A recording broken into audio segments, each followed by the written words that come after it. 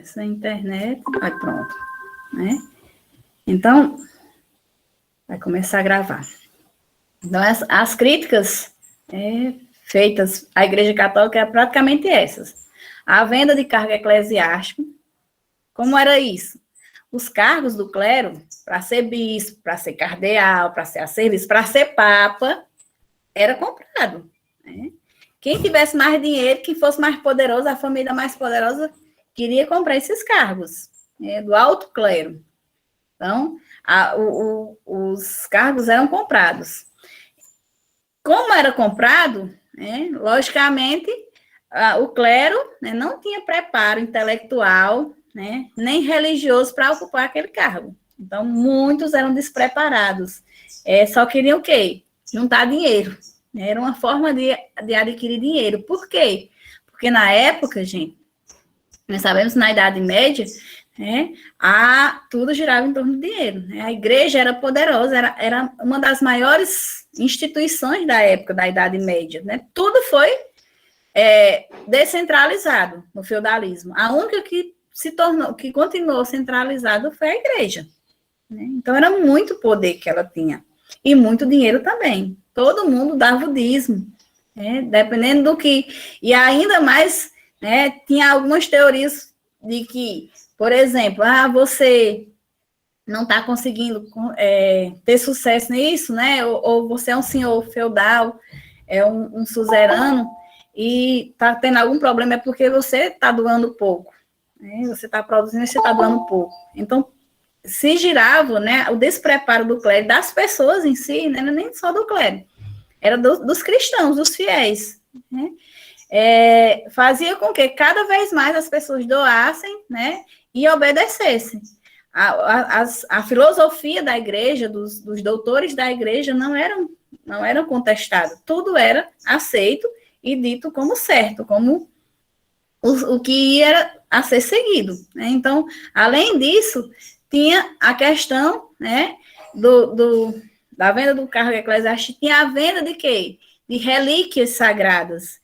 Então, as pessoas vendiam, o clero vendia relíquias, vou vender, saía vendendo, esse pedacinho desse tecido foi da roupa que Jesus ficou os 40 dias no deserto, e as pessoas compravam, essa madeira aqui é um pedacinho da madeira da cruz que Cristo foi crucificado. E aí, cada vez mais o clero vivendo uma vida luxuosa, de riqueza, de luxo, e os cristãos, os fiéis, vivendo na pobreza, E aí, quando surgiram as ideias renascentistas, do renascimento do homem no centro do universo, e não mais a igreja, Aí a igreja começou, as leis da igreja, as regras da igreja começaram a ser contestadas. E então, o renascimento tem tudo a ver com esse movimento reformista. Por conta que as teorias pensadas pelos renascentistas, foram contra as teorias praticadas pela Igreja Católica. Então, o Renascimento favoreceu esse movimento de reforma protestante. E aí, essas eram as críticas, E aí, quando a gente fala de movimento, que a reforma foi um movimento político, a gente sempre fala dessa questão de que o poder, na Idade Média, a igreja era a instituição mais rica e mais poderosa. Era ela quem, por exemplo, tinha um conflito entre um senhor, era ela quem ia organizar, quem ia intermediar esse conflito. Ela era a igreja quem celebrava o acordo entre países. Tinha um conflito, aí teve a paz, acabou a guerra. Era a igreja quem celebrava o acordo entre o país, entre os reis. Ela interferia na escolha dos reis. E aí, o poder do Papa, no processo de formação das monarquias, era demais. Ele era líder de todos os cristãos da Europa. E aí, os reis entendiam, nessa época também, que a gente vai ver, foi o período em que houve o processo de formação das monarquias da Europa, que a gente viu até no finalzinho do ano passado, Portugal, a Espanha, da Inglaterra. né? E o poder do Papa, como líder de todos os cristãos da Europa, vai começar a se tornar um poder, uma ameaça ao poder dos reis, né? E aí, os reis entendiam que o fato do Papa de cobrar muitos impostos, né, e levar o dinheiro para Roma, era empobrecendo os seus reinos, né? A burguesia começou a ficar insatisfeita. Por quê? Porque a doutrina da igreja, naquela época, a doutrina da igreja católica, era contra, né, a usura. O que é a usura? Não sei se vocês já ouviram falar na usura. A usura é emprestar dinheiro a juro, né? E a burguesia, né, ela queria colocar o preço, estabelecer o livre preço nos seus produtos, ela queria emprestar dinheiro a juro, e a igreja, né, a doutrina da igreja católica se opunha a isso. Então, gente, vocês estão vendo aqui, né, começou a se fortalecer, né, tanto a burguesia como a nobreza, como os reis, começaram a ver que o poder do Papa, o poder da Igreja Católica estava indo contra, né, aos seus próprios interesses. E aí, a formação das monarquias nacionais, o movimento renascentista, né, e o fortalecimento da burguesia vão se juntar, se unir para tentar enfraquecer o poder da Igreja e o poder do Papa. Aí, dentre as críticas, como eu falei, estão, né, o lucro que o clero tinha, a vida luxuosa que o clero tinha, fazia o comércio com os artigos religiosos. Não sei se vocês já ouviram falar em celibato clerical. Vocês já ouviram falar em celibato?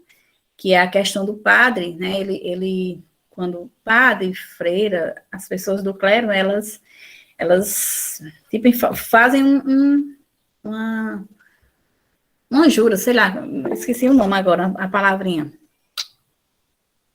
Não sei, um voto, né? É um voto. Voto de castigado, é isso mesmo. Leide. Oi? Eu vi que isso começou deles não poderem se casar e terem filhos para não terem que deixar heranças e tornar a igreja mais rica. É isso mesmo. E aí eles faziam esse voto, né? Quando entrava no clero, eles faziam esse voto, que era chamado de celibato clerical. E aí muitos padres, né, bispos, as pessoas do clero tinham mulher, tinham filho, não respeitavam o celibato clerical, né? Vendia relíquias sagradas, como eu falei, vendia indulgência. O que seriam essas indulgências? O perdão dos pecados. Você ia para a igreja se confessar e o padre dizia logo, o chefe lá da igreja dizia, você tem quantas pessoas, quantos entes queridos você já morreu? Ah, tem 2, tem 3. Ah, pois eles ainda estão queimando lá no purgatório, né? E aí, se você não der dinheiro para eles saírem do purgatório, né, porque você não pagou para o perdão do pecado deles. Então, você vai ter que pagar. E aí, as pessoas davam. A pessoa praticava um pecado grande, achava que, né, de acordo com as leis da igreja, tinha feito aquele pecado grande. Aí, chegava e se confessava com o padre. Padre, eu fiz isso. E agora? Aí o padre, né, rezava e dizia assim, não, mas para você se livrar mesmo daquele pecado, você vai ter que dar tanto em moedas, né? E aí, era isso, era o escândalo da igreja, era isso. A venda de indulgência, do perdão dos pecados, né? E aí, a troca, né, era o perdão dos pecados em troca de uma doação e dinheiro para a igreja. Imagina aí.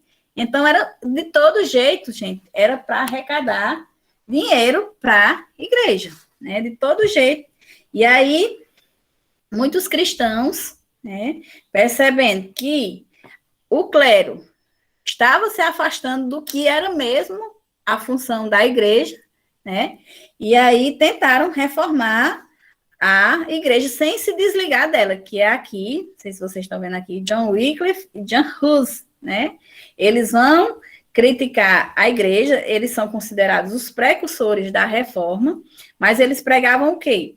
Eles queriam fazer essa reforma, né, mas sem se desligar dela, sem, como eu posso dizer, sem acabar, né, mudando as ordens. E eles acabaram, né, por conta deles serem os precursores da reforma, eles acabaram originando novas ordens religiosas. Não sei se vocês já ouviram falar, né? Nos franciscanos, os franciscanos, eles vão surgir, essa ordem religiosa vai surgir a partir daí, né? Não da reforma em si, mas desses precursores de John Wycliffe e de John Hus, que eles vão começar a criticar isso, e eles vão ser considerados precursores, e é a partir daí que vai surgir essas ordens religiosas, que é a dos franciscanos, né, a de Santa Clara, das Clarissas, né, vão surgir a partir das ideias desses dois reformadores. Aí, gente, eles, né, esses movimentos, não sei se vocês já ouviram falar, né, que esses movimentos vão dar origem, né, as pessoas que vão começar a querer mudanças vão ser considerados heréticos. Vocês já ouviram falar em heresias, em heréticos? O que são isso? O que são pessoas heréticas ou em heresias? São pessoas, né, que de alguma forma elas vão contra as leis, os dogmas, né, da igreja. E John Wycliffe e John Hus, eles foram considerados heréticos, né? Eles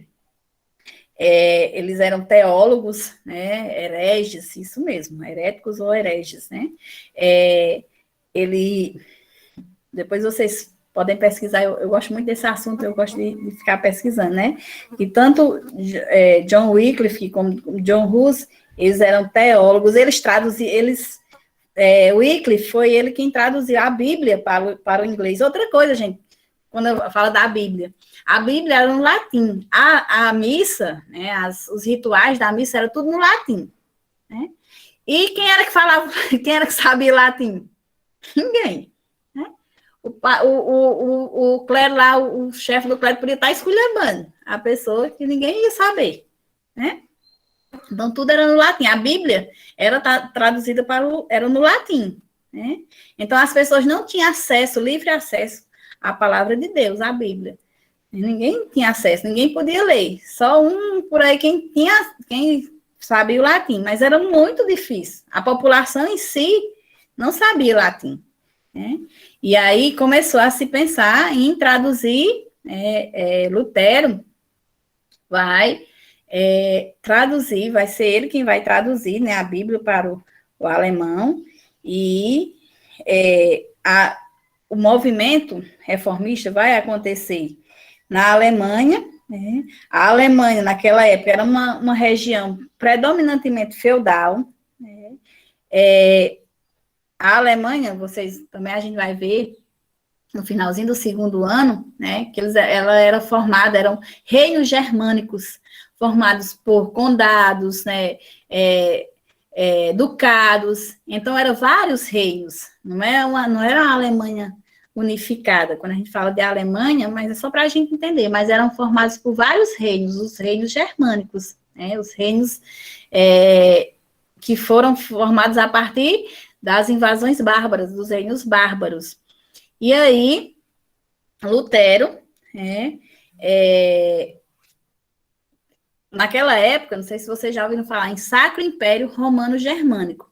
Todos os reinos, os ducados, os condados da Alemanha, né, dos reinos germânicos, eram ligados ao Sacro Império Romano Germânico, que era onde estava quem? Era a sede do papado, né?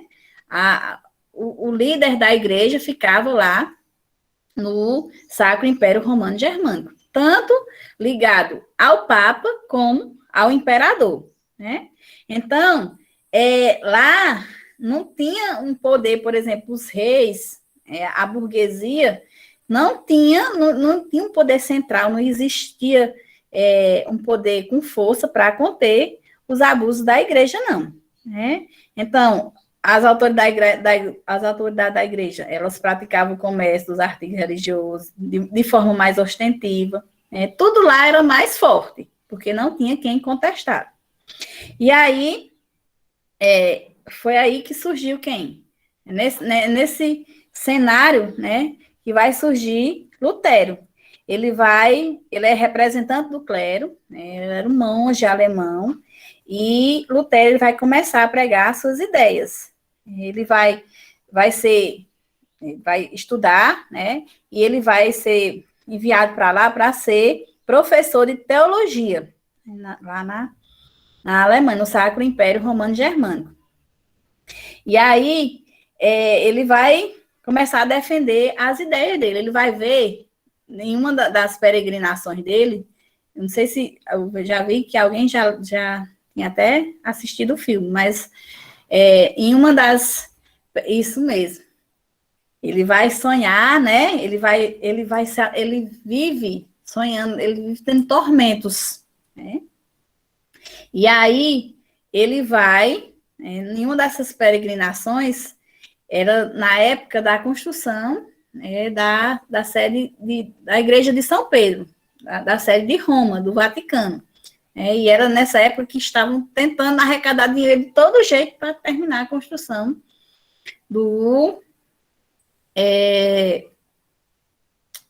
da Igreja de São Pedro, né? Da sede do Vaticano.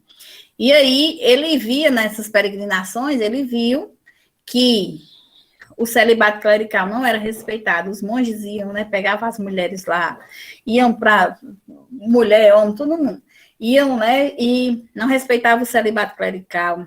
Ele via as pessoas, os coitados lá, subindo nas escadarias de joelho, quantas escadas são, quantos entes queridos você tem? Tanto, aí você contava aquele tanto de moeda para poder seus entes queridos serem salvos do inferno, né?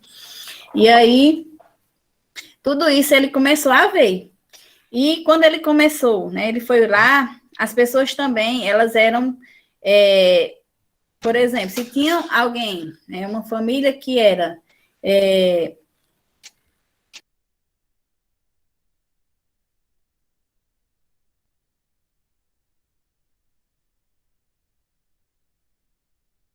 se tinha, né, uma pessoa, não sei se vocês viram, no filme, quem assistiu, ou vocês podem pesquisar, os meninos gostam, Luísa, Jonathan, que sei que eles estudam, são da igreja, as pessoas que tinham alguma deficiência, uma família que tinha um filho deficiente, né, era considerada uma família pecadora, que aquela deficiência era o retrato representando para a sociedade que, de alguma forma, aquela família tinha pecado, aquela mãe, aquele pai tinha pecado, né? E vivia escondido. Eles viviam escondidos. As pessoas que tinham algum filho, algum parente com alguma deficiência viviam escondida do restante da sociedade, né?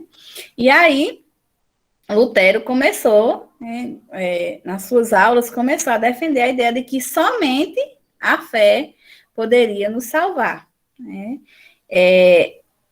Já outros religiosos diziam o quê? Que o que é que só se salvava? Só salvava-se com as boas obras. Ele não, ele dizia que era só a fé que poderia nos salvar. E aí, o Papa Leão X, nesse período, né, nessa época, por conta, como eu falei, da construção da Basílica de São Pedro, incumbiu que todos os dominicanos, né, que era essa ordem religiosa dos dominicanos, fossem vender indulgência, né? E aí, não sei se vocês já ouviram falar, né? Tinha um frade que o nome era João Técio. Ele prometia que todo aquele que confessasse seus pecados, olha aí, ia mais além, né? Se confessasse seus pecados e desse dinheiro à igreja de Roma, né, ele teria a indulgência plena. Ele estaria livre dos pecados pelo resto da vida. E aí, Lutero viu isso, ele prometendo isso, né? E foi com isso, foi vendo isso, com esse abuso, né, e reagindo à venda de indulgências, que Lutero, ele fixou na igreja de Wittenberg, né, ele afixou as suas 95 teses, que são,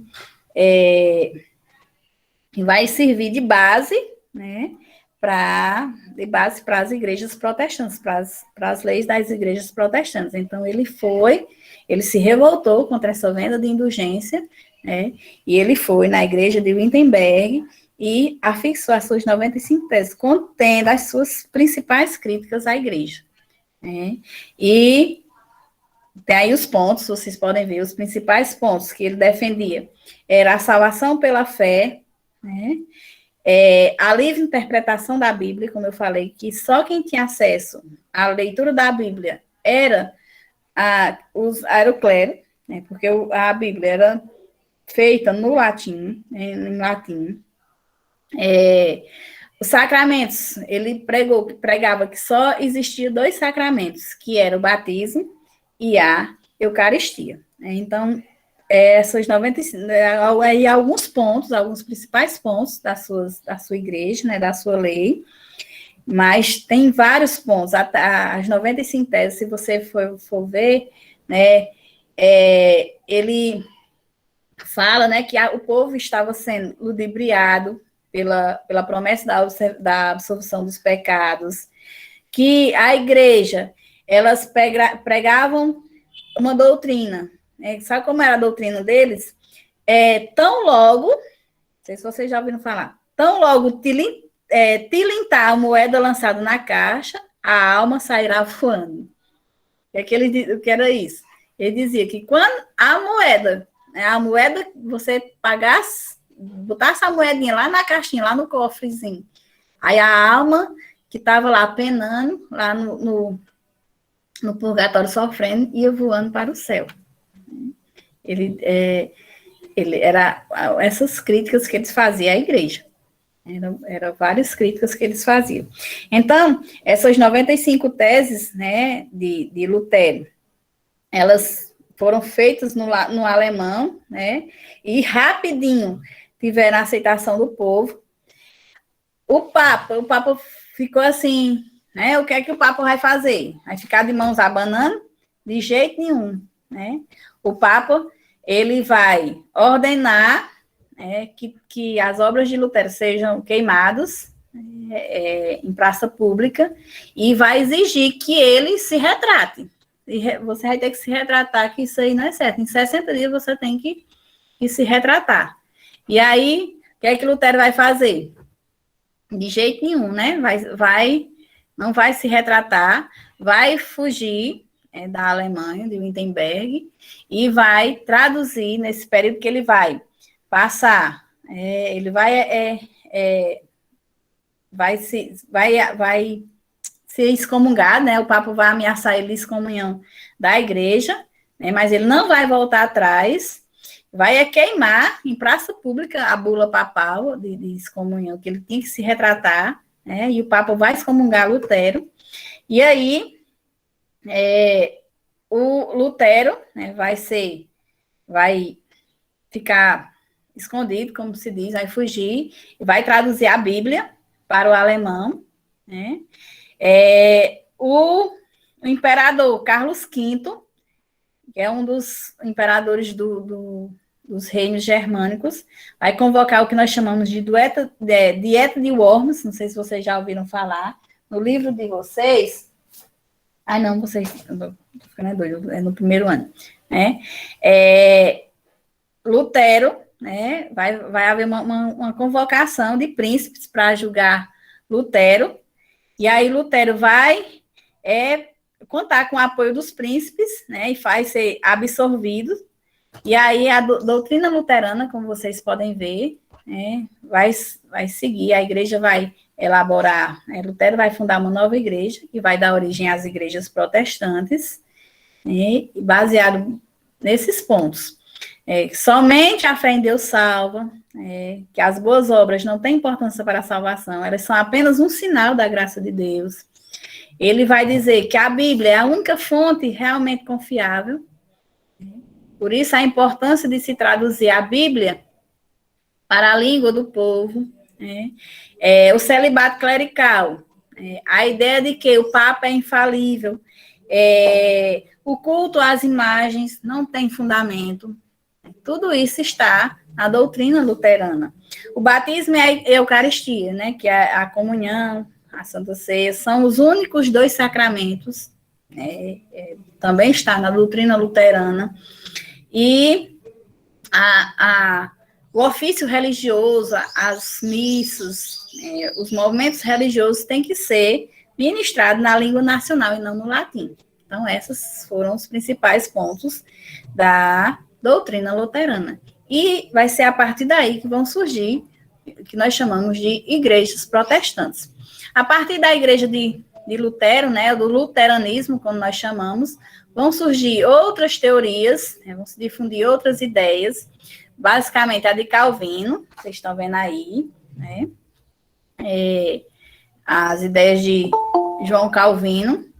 Calvino, ele diz, né, conforme as ideias de Lutero começaram a se espalhar, né, e foi ganhando novos adeptos, aí vai surgir esse reformador, Calvino, ele era francês, e aí Lutero dizia o quê? Que a fé em Deus salva. Já Calvino acreditava que a salvação acontece apenas pela fé, né? E que ele tinha, a base dele, era da sua doutrina, era a predestinação. Não sei se vocês já ouviram falar. O que é ser predestinado?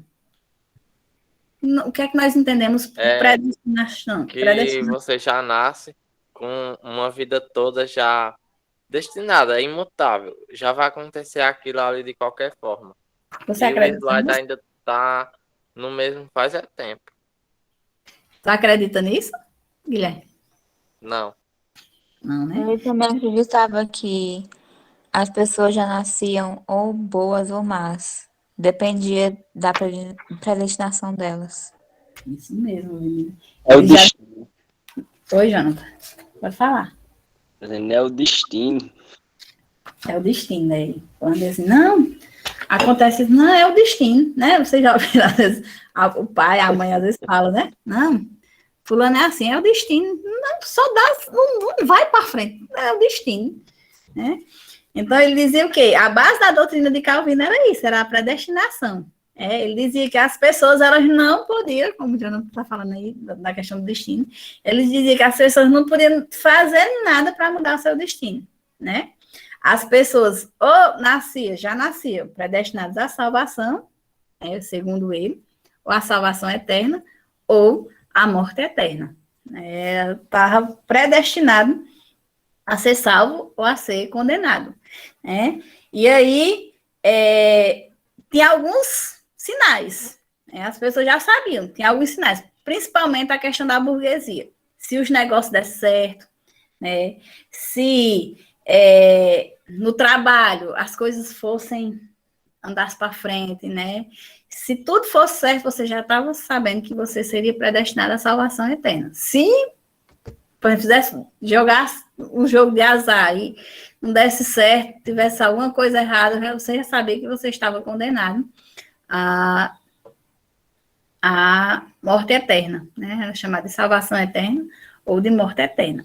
Outra igreja que se fundou com as ideias de Lutero foi, né, nem tanto com a ideia de Lutero, mas a partir, né, dessas reformas, foi o anglicanismo. O anglicanismo, ela vai ser fundado de uma forma totalmente diferente. Alguém já ouviu falar no anglicanismo? É a igreja da Grã-Bretanha, né? O que é que fala o anglicanismo? O anglicanismo, gente, surgiu na Grã-Bretanha. Quem é o chefe da igreja? Não é o Papa. Quem é o chefe? É a rainha, né? É o rei. É porque, Guilherme, eu estou falando dessas 3 igrejas, que a gente já vai para a reforma. O anglicanismo foi idealizado pelo rei Henrique VIII, e essa fundação dessa igreja, das teorias anglicanas, é totalmente diferente do luteranismo e do calvinismo. Por quê? Porque o rei Henrique VIII, né? Era o rei da Grã-Bretanha, o rei da Inglaterra. E aí ele era casado há muito tempo, né? E o que é que acontecia? O, o, o rei Henrique VIII, né, queria anular o casamento dele, né, com Catarina de Aragão. Por quê? Porque Catarina de Aragão só tinha dado filhos a ele mulher. E ele não queria filhas mulheres, né? Ele queria um homem para ser seu herdeiro, né? E aí ele foi pedir ao Papa para cancelar, para anular o seu casamento com Catarina de Aragão. E o Papa, segundo a Igreja Católica, nós sabemos que o casamento é indissolúvel, né? Somente, segundo o casamento da Igreja, quem é que pode dissolver o casamento? Só a morte, né? E aí é uma das frases que o padre diz, ó, que a morte os separe, né? E aí, isso mesmo, é uma doutrina, né? Só que foi fundada, né? Foi idealizada pelo rei, por conta disso. E aí o Papa não anulou o casamento dele com Catarina de Aragão. Ele queria casar com Ana Bolena, né, para ver se Ana Bolena dava filhos a ele, filho. Deixa eu passar esse carro aí.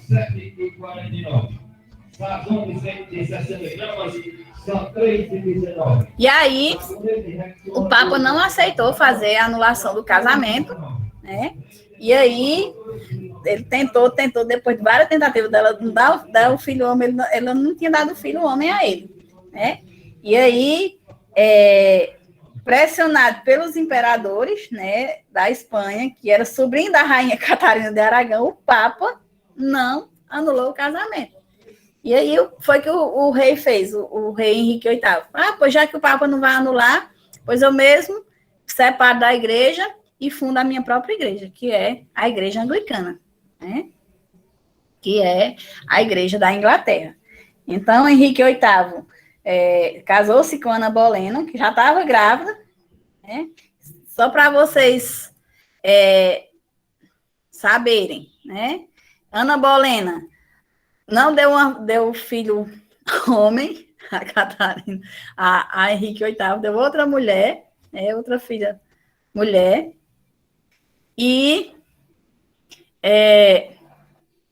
ele fundou a própria igreja dele, né?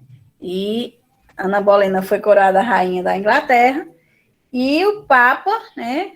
Quando o rei inglês, Henrique VIII, fundou a própria igreja, o Papa anulou o novo casamento, né? Excomungou o rei, e assim o rei aprovou o ato de supremacia. Não sei se vocês já ouviram falar no ato de supremacia, né? Que é a fundação, né, que a igreja da Inglaterra, da Grã-Bretanha Suprema, é separada da igreja de Roma, né? E aí os principais pontos da igreja do anglicanismo é esse: a manutenção da estrutura hierárquica, né, da igreja católica. Tem padres, tem bispo e tem arcebispo, só não tem quem? Só não tem o Papa, porque o chefe da igreja é o rei, é a rainha, atualmente. E esses são os pontos, né, das 3 principais doutrinas protestantes que a gente estuda, que serviram como base, né, para as novas doutrinas e para as novas igrejas protestantes. E a Igreja Católica, o que foi que ela fez? Ela vai ficar de braços cruzados? Não, né? Ela vai reagir aos movimentos protestantes, vai estabelecer uma série de medidas, né, para combater o avanço do protestantismo, né, na Europa, e aí tentar se fortalecer, vai tentar divulgar o catolicismo, e aí esse movimento é chamado de Contra-Reforma ou Reforma Católica, e esse movimento vai ser levado por muito tempo, principalmente pelos jesuítas, né, a expansão da Igreja Católica, do catolicismo, que foi iniciado com a Contra-Reforma Católica. Alguns pontos que a gente pode falar, né, que está aí no slide. Ela vai reorganizar o Tribunal do Santo Ofício, que é o Tribunal da Inquisição. Foi uma instituição criada durante a Idade Média para combater as heresias, né, os hereges, e aí, no século XV, com a Contra-Reforma, vai se voltar aos cristãos novos, ou seja, pessoas que vão ser cristãs, né, ter práticas cristãs, mas que não seguem o catolicismo, muçulmanos, pessoas que realizam práticas que para eles são consideradas de bruxarias, né? E o Tribunal do Santo Ofício vai surgir para perseguir essas pessoas, para as pessoas que são julgadas no tribunal e que são consideradas hereges, práticas hereges, muitos foram levados à fogueira, foram queimados, e também foi o primeiro tribunal permanente, não só lá na Alemanha, na Europa, mas também nas colônias, principalmente de Portugal e da Espanha. Né? Realizou-se o Concílio de Trento. O que é esse Concílio de Trento? Foi uma reunião, né, como fosse um conselho, né, em que foram reafirmados alguns dogmas da Igreja Católica, como, por exemplo, a questão dos sacramentos, a reafirmação dos 7 sacramentos que a gente estuda, né, quando a gente vai fazer o catecismo, a transubstanciação de Jesus, né, se confirma-se que Deus, que Jesus Cristo, no momento, se os meninos da igreja, se eu estiver errado, vocês me confirmem. No momento, né, da consagração do corpo, do vinho, e do pão, e o corpo e o sangue de Jesus Cristo, né, é transformado naquele pão e naquele vinho. A hierarquia do clero também foi confirmada, né, que é uma hierarquia. O Papa está acima na hierarquia do clero, depois, né, os cardeais, bispos, arcebispos e assim por diante. Foi confirmado também o celibato clerical, ou seja, que os membros do clero não podem casar, não podem constituir família, né.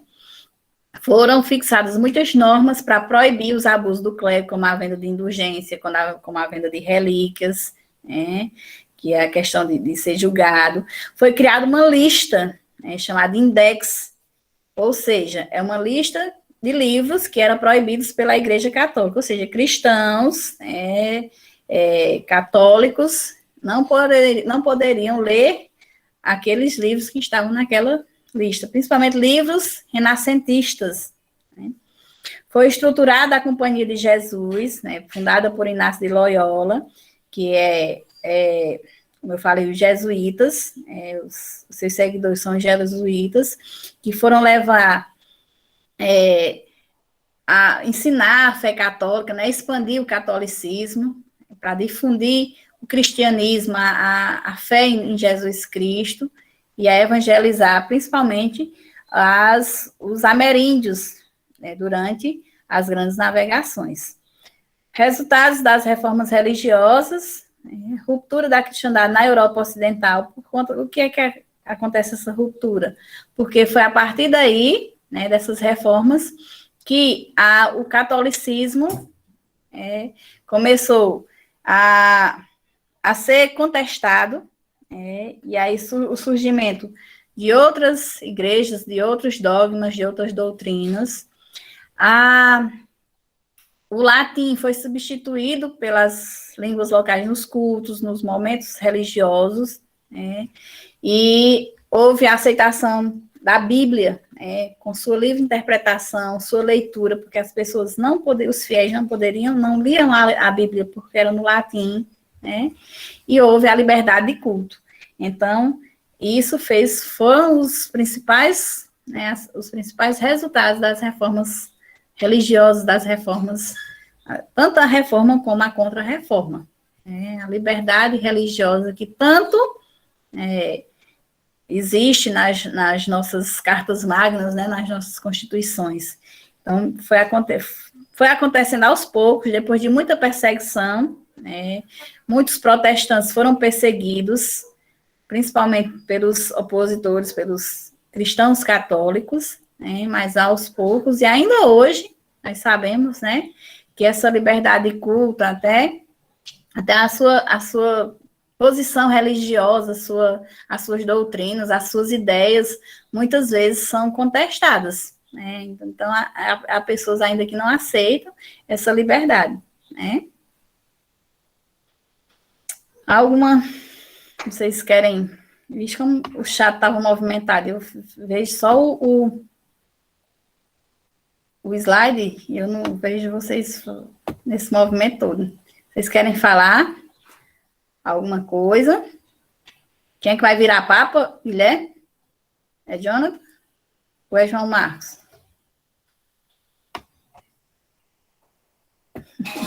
Pronto. É, isso mesmo.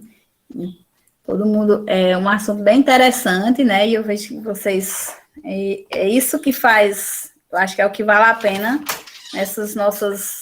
esse tempo de educação remota, de tão difícil, né? Essas pesquisas, esse saber que você adquire, além dessa horinha que a gente passa aqui, né? Ou do livro, é você pesquisar, é esse que vai fazer a diferença, não só nesse ano, mas no próximo ano, né? Porque estamos todos no mesmo barco, como a gente fala. E essa pesquisa, esse saber que a gente tem e que a gente procura saber, né? Além das nossas aulas, que vai fazer a diferença e que serve para as suas produções textuais, para a redação. Né? E eu quero parabenizar vocês, porque é isso que eu estou vendo aqui no chat, tudo isso que vocês estão falando e que até a gente fica meio que leiga, né? Principalmente essas coisas que os meninos gostam da igreja e pesquisam, né? E os meninos que também não participam dessas ordens religiosas diretas, mas que pesquisam de alguma forma. Queria parabenizar vocês. Certo?